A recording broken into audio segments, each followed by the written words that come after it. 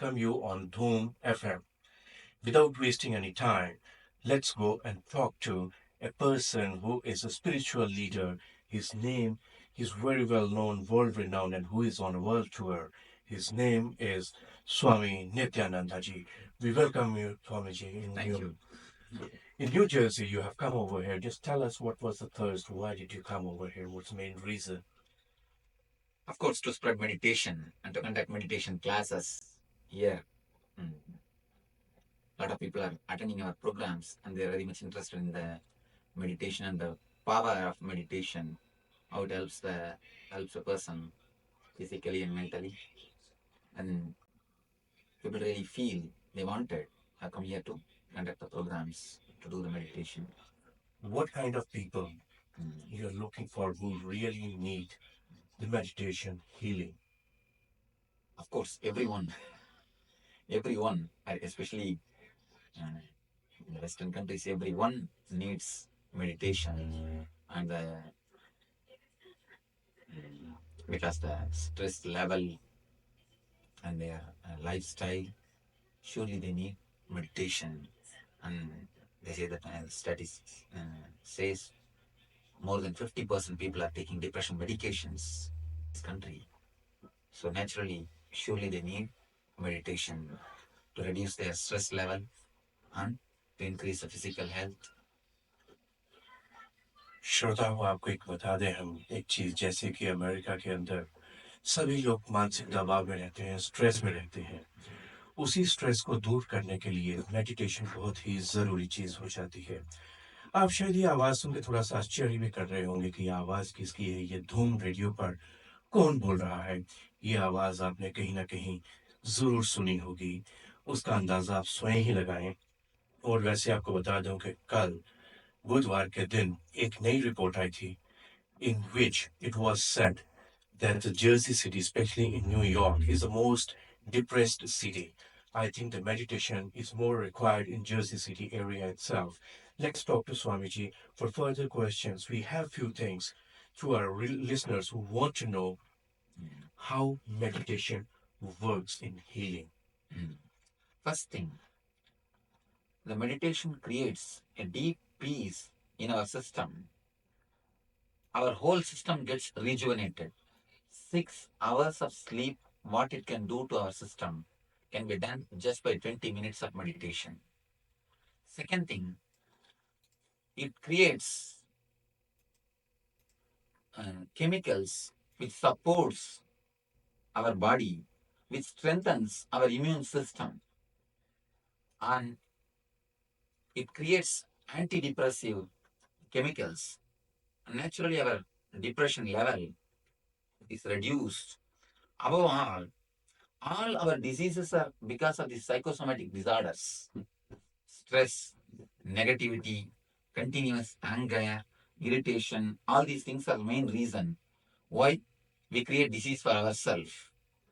And why we attract diseases.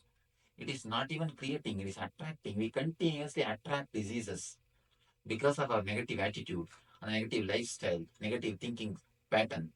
Meditation first heals and gives the right thinking pattern, and it infuses positive energy and silence into our being. Naturally, we start working towards positivity and we stop attracting diseases. As of now, continuously we attract diseases and negativity. Meditation gives us such a deep bliss and peace. We stop attracting negativity and then we start going towards positive energy. And the main effort, all the psychosomatic disorders will be healed first. Then we enter into a deep peace and ultimately the spiritual bliss. So many doctors they say that when immune system is very weak, that's why you get the disease. Because if you are hurt anywhere in the body, if air passes from there, you feel something over there because that is very sensitive part of you. As you said, that negativity in the body itself. Few say that it's the mental from the brain. The diseases, everything starts from the brain because the part of body does not communicate with a particular part or with a particular portion. How true it is. And one more thing, in course of our life, we abuse our body like anything. We abuse our body, overuse and abuse. The meditation will give you enough intelligence to how to stop abusing the body. When we too much eat or too much of enjoyments, all these things abuses the body. Of course, meditation creates a deep peace and a feeling of bliss inside you. We stop abusing our system. We become more sensitive to our system. We start living a very friendly life with our system, with our body and mind. As and now, continuously we abuse our body and mind both. But how this food reacts in the body, as you said, if you eat too much, how it creates that, how you can say that it abuses, because the body always needs food, and what kind of food we need to have. First thing, body needs food only to create energy. But we give so much of food, after eating we feel tired. If you are feeling tired after eating, there's something seriously wrong with our way of eating or quantity of eating. When sun rises, naturally the light is supposed to come. The darkness has to disappear. Same way when we eat for the sake of energy. But usually after eating, we feel tired and we feel like taking rest. Means something is wrong, either in the quantity or in the quality. The quantity, when you take too much, naturally all sorts of problems. Body doesn't have enough energy to digest, and all the energy is taken away by the digestion system, and your thinking is the thinking system gets slowed, and above all, you are not able to think properly. You get irritated very easily. One leads to another complications, and naturally we end up in deep suffering and chaos. What kind of food everybody should eat? Of course, Ramanuja, one of the great acharyas of India, he gives a beautiful instruction, three instruction. First, the food should not have um, qualities of making you unconscious, like drugs, alcohol, ganja. These type of things should not be taken. Next, the food should be pure, without any dirt. Uh, It should be pure, hygienic. The third, important, it should be cooked with the right thoughts. The person who handles the food, we may think, what is this? It's an important thing. Now, in the modern day, scientifically proved fact, the person who handles food, his thoughts impact the food. Now, there's a beautiful book, The Messages from the Water. Wonderful book. The scientist, the doctor, proves how the thoughts impact the water. He takes a glass of water and creates some thoughts and then freezes that water and looks through the microscope. If the words are positive words like love, peace, the water radiates that kind of diagram, a beautiful diagram, or a very beautiful expression. If the word is hatred, anger, negative word, the same way the picture also comes in a very negative way, like a Satan, like a ghost. After thousands of researches, he proves the words do affect. Our thoughts do affect the outer objects, especially water and food. When we see all this research, whatever Ramanuja says as Asraya dosha means the impurity by thoughts. If a wrong person touches the food with a wrong thought, it affects our whole system. So the person who cooks, it plays a major responsibility. How the food is going to help us. If the person cooks with the right positive thoughts, that is going to help. And one more thing, our thoughts at the time of eating, that also plays a major role. We always eat either worrying about the past or bothering about the future. When we eat, we never live in the present moment. That time only all sorts of thoughts will be in our head. If we can give a little bit of attention to eating, eat when you are eating, nothing else. Naturally, the very eating can become a meditation. We will not overeat. Above all, we will not digest bad thoughts along with our food.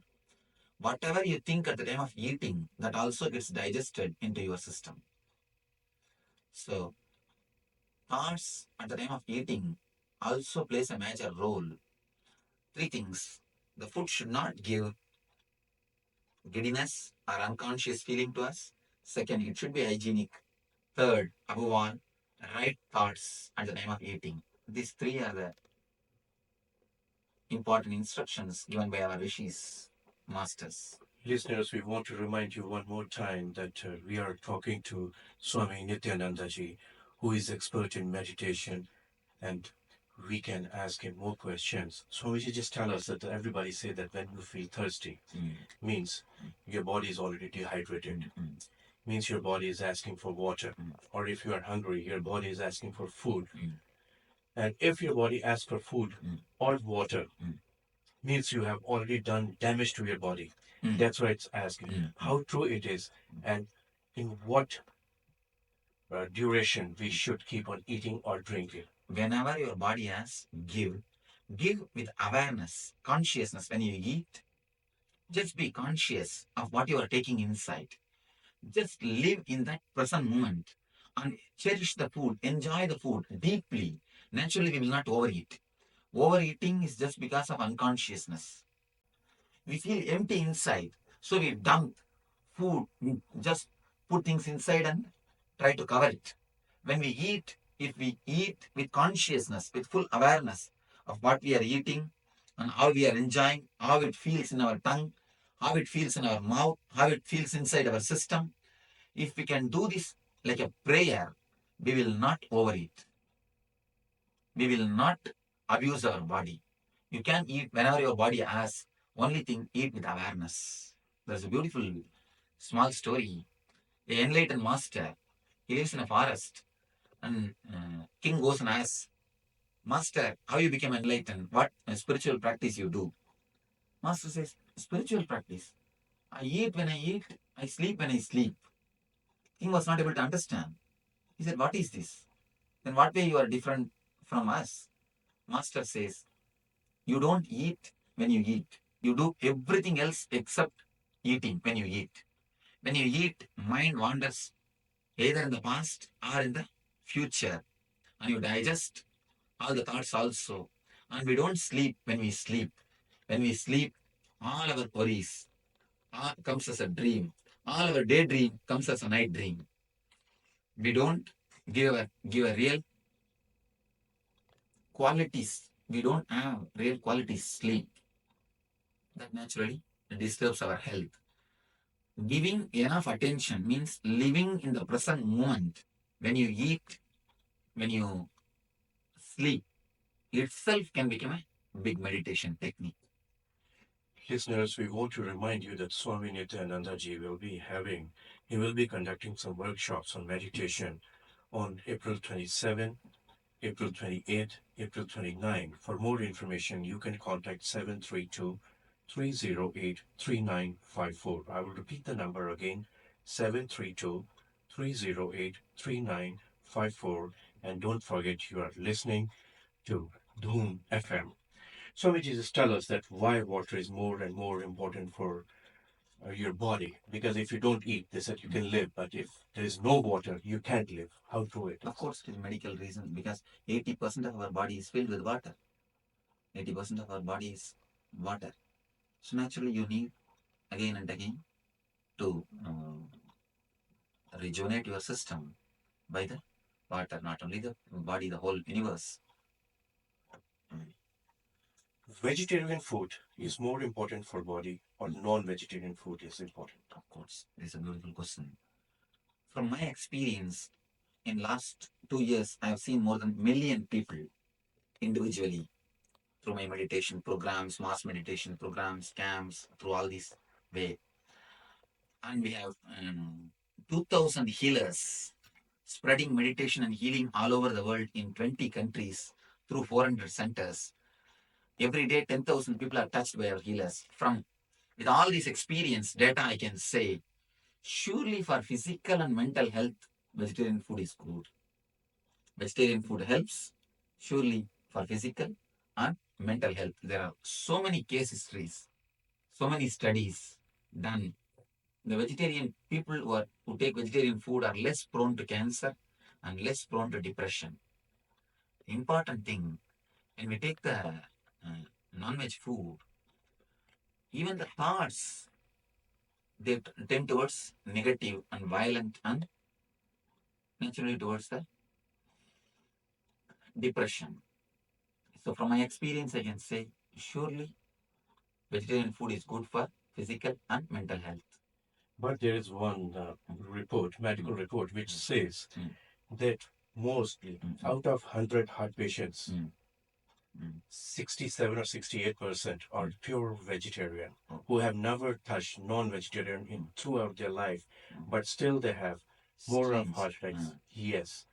And the people who eat at least white meat, they are less prone to heart attacks. Oh, strange. I don't know about this report, but I can say at least we have some 100 different kinds of researches. And I went through very big research doing in this line, and so many American studies and Indian studies, and I myself did a lot of study with people.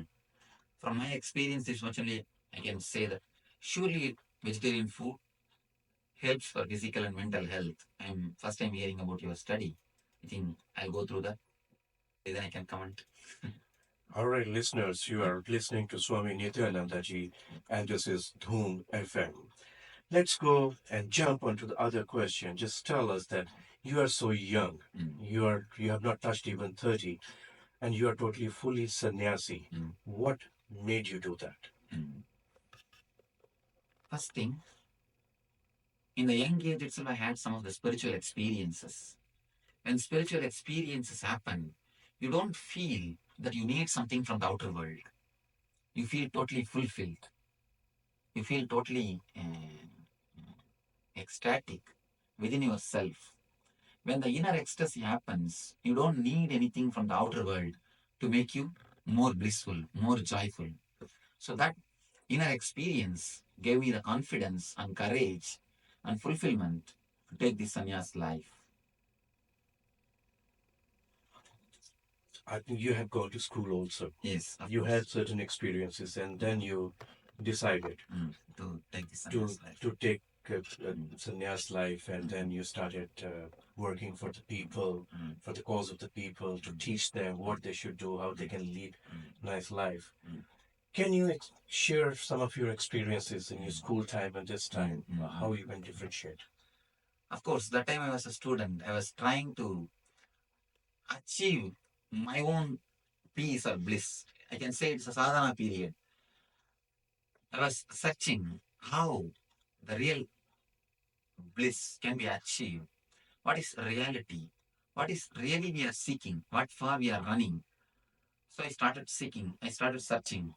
It took many years. At the age of 17, I left the home and started wandering the length and breadth of India, studying under the various masters in various ashrams, especially in North India and Himalayas. After spending long time and doing continuous tapas and meditation, some of the spiritual experience which happened in my being transformed the whole thinking or my whole lifestyle. Once I experienced the bliss inside my being, I felt the need to share these techniques and this bliss to the whole world. Then I started the mission, Dhyana Peetam, to spread the dhyana or meditation to all over the world. Now we have 400 centers in 20 countries, spreading meditation and bliss. More than 100 teachers are working to transform and towards a global peace, especially working in the prisons, giving meditation to the prisoners and giving meditation to the orphans and abused child and abused women, working with all of them, trying to give them peace and bliss, reduce the stress, reduce the trauma in so many ways. Above all, we conduct mass meditation camps and some service activities to express or to share whatever we have ourselves. Dhoom FM listeners, this is your guest anchor, We are talking to Swami Nithyananda Ji. We will take a short break and we'll be back right away. Say your name. In Chicago. Oh, we got 1 minute. I'm sorry, got 1 minute. 10 seconds.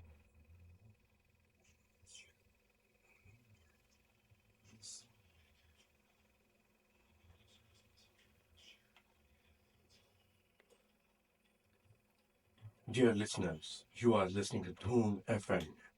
Don't forget, this is your guest host, and we are talking to Swami Nithyananda Ji about the meditation. Don't forget to join him tomorrow. Tomorrow he is having special camp in Princeton. The address is 50 Reland Drive, suite number 506, Princeton. For more information, you can contact 732 308 3954.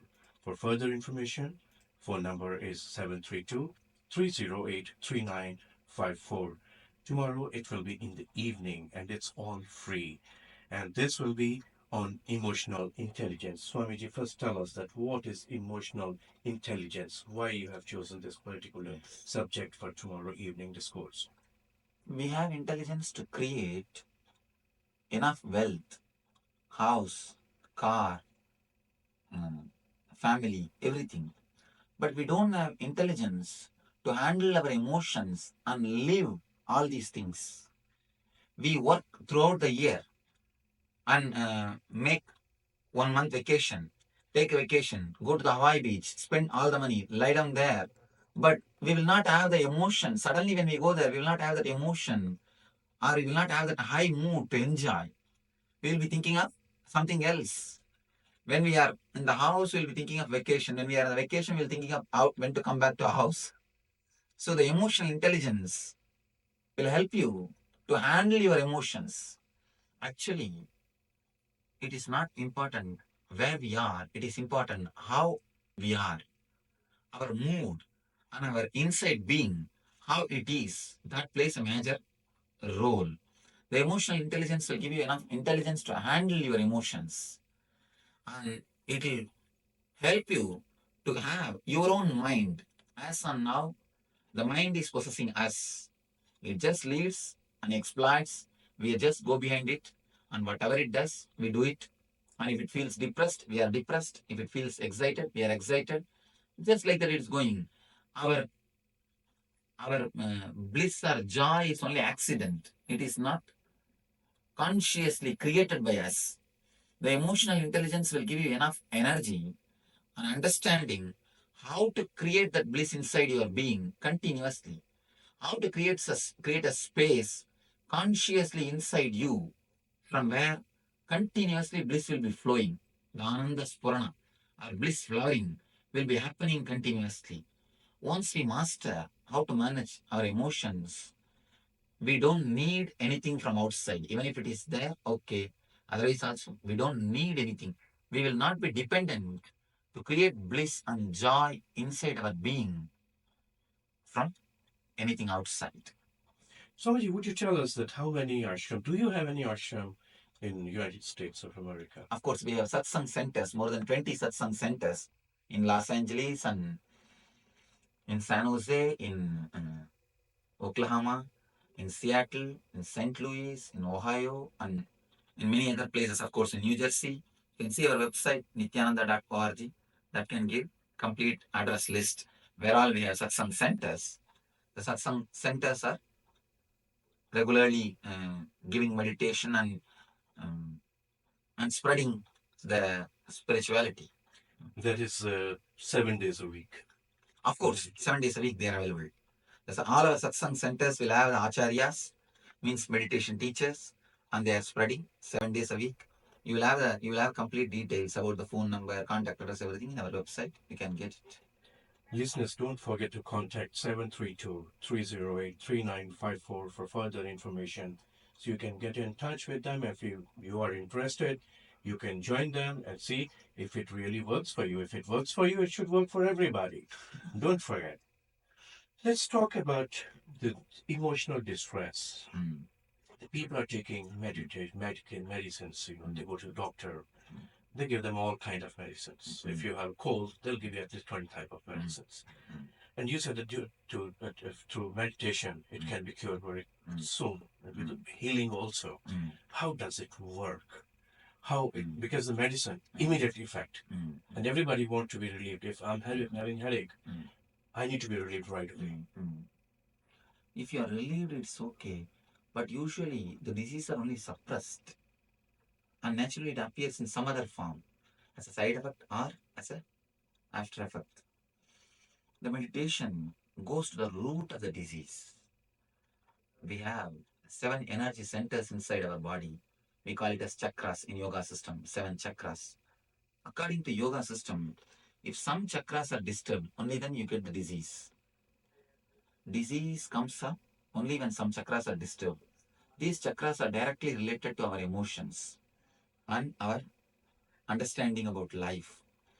Meditation can activate those chakras and cleanse those chakras, energize those chakras. The moment they are cleansed, activated, naturally the disease related to that chakra disappears. For example, any disease related to throat belongs to the throat chakra, thyroid glands. And same way, every chakra has got a particular gland near. Of course, gland itself is not chakra. The energy which activates the gland is chakra. Ayurveda and yoga system tries to awaken that chakra. Yoga system cleanses that chakra. The moment the chakra is cleansed by meditation, naturally the disease disappears. You can say at least 10,000 recorded case histories, medical testimonials of healing miracles we have in India. Of course, in the America also we are trying to do research. Now we are working, trying to go for some more research. What happens at the time of meditation inside your system? Already we did two researches, and you can see the report in our website. And again, even tomorrow we are going to have a research. Continuously we are coming doing some research. Once we get the complete report, we will come out. And of course, in India already we did. In America also we wanted to do some more research. They say that allopathic medicines definitely have side effect, one or the other.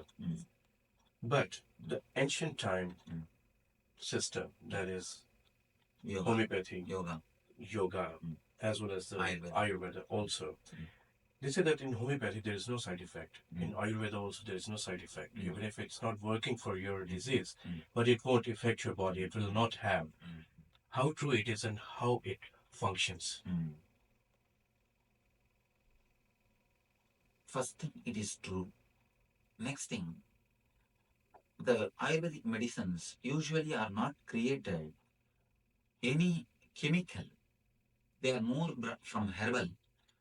And the medicines are designed in such a way, see, that the people who invented that medicines, they have gone beyond the body and mind, rishis, who became enlightened. They know the complete structure, way in which body and mind works. They don't concentrate on one part of the body. For example, other traditional conventional medicinal systems, they concentrate on one part of the body. They don't care about the other part. So they give the medicine. The Ayurveda system understands the whole body and mind. When the whole body and mind is understood, naturally they design medicines, they create medicines which will not have any side effect or after effect. It is just because of the enlightenment of the rishis. They have created such a wonderful foolproof system. Especially Ayurveda, it's a complete foolproof system. Now let's come to food back, because food is, you said, that is the main cause for body, and because if body does not respond really good. Nowadays, whatever food we get, whether it's vegetable or lentils or any kind of vegetarian food, it's grown organically. And in earlier time, it used to be through natural resources. There was no fertilizers or any other thing. But right now, it has become more commercialized than that. Naturally, it'll have its own effect. Naturally, it'll have its own effect. Surely, when something grows naturally, it will be good for the health. The chemicals, when they are added, it's almost like a slow poison. But no one has any other way out. So whatever we get, we have to take it. What one should do to protect themselves, how they can heal themselves and Yes, protect they from can all these. they can have little meditation, a simple meditation techniques to cleanse the toxins inside their body, which accumulates inside their body. Next thing, they can have something from Ayurveda to cleanse their stomach, gastrile, or something related to cleaning the stomach. Once in a while, that will cleanse the toxins. That is the only way. Nothing else can be done. But how meditation can reduce body fat? Because course. over here, main problem is body fat. Meditation can create such an energy. Not only fat can be burned, it can bring down the sugar level. We have worked intensely, and there are so many medically recorded testimonials. It can bring down the sugar level, it can burn the fat. Above all, it can create pure energy without which will not create side effect or fat inside your system. Dear listeners, don't forget you are listening to Dhoom FM and we are talking to Swami Nityananda ji. And he's expert in meditation. He's on his world tour. He has gone to so many countries. He has visited so many peoples, and over 1 million people have been really healed due to his guidance and all. They have ashrams in different places, as you just heard. They have ashrams in New Jersey also. If you are interested, you can contact 732-308-3954. Repeat the number 732-308-3954. Swamiji, you tell us that when a person is working in his office, is doing his job, and he's totally full of stress. Of course, job is a stress because they have to be perfect. What they should do to temporarily get relief temporarily from that stress so they can do their work more efficiently. Witnessing. When your mind wanders here and there, here and there, here and even when you are working, bring yourself to the present and just witness what is happening inside your body and mind. The very witnessing can bring down the number of unnecessary thoughts. As and now, if we are supposed to do a job which needs 10 thoughts, we will be doing more than 200 thoughts. Because a lot of our thoughts are complicated by fear and greed. Any thought, the moment you start, you start thinking, what will happen if I do this? What will happen if I don't do this? You are tortured, you are tormented between the past and the future. When you start living in the present, the number of thoughts, number of unnecessary thoughts is reduced. Naturally, the necessary thoughts gets the power. When the unnecessary thoughts are removed from your system, necessary thoughts gets the power. First thing, you will reduce your unnecessary thoughts. Next thing, naturally the restlessness will disappear. Third, you will start infusing silence into your body and mind, which will naturally heal your body and mind. So, this is the best, immediate, simple technique. Start witnessing your body and mind. Just like how you see the TV, how you watch TV. Start witnessing your body and mind and start living in the present moment. Nowadays, people are so stressed. They're full of stress and they lie. 99.9% people lie. They go away, far away. Not only go away, they just go far away from the truth. They don't want to face it. Every human being, most of them, they have a jealous feeling about others.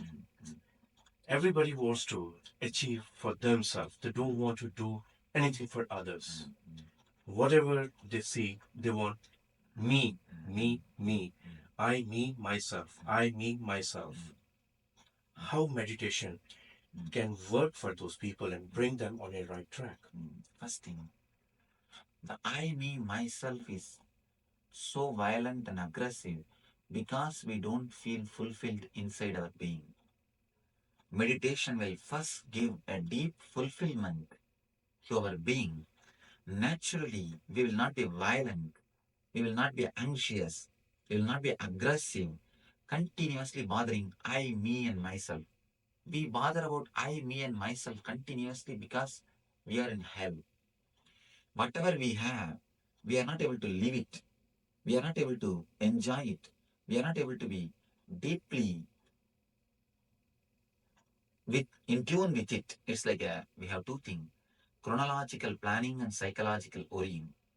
A person who does chronological planning will have enough energy to enjoy the present moment and to plan for tomorrow and to enjoy the rest of his life. Usually, we don't just stop with chronological planning. We start one more thing: psychological worrying about our chronological planning. What we did when we did chronological planning, about that we start doing psychological worrying. When you start psychologically worry about your chronological plans, naturally you don't live what you have. You always aspire for what you don't have. People ask me, Swamiji, should we renounce everything? Only then will we get spirituality or divine or peace or bliss. I tell them, no, just renounce what you don't have. That's enough. You don't have to renounce what you have.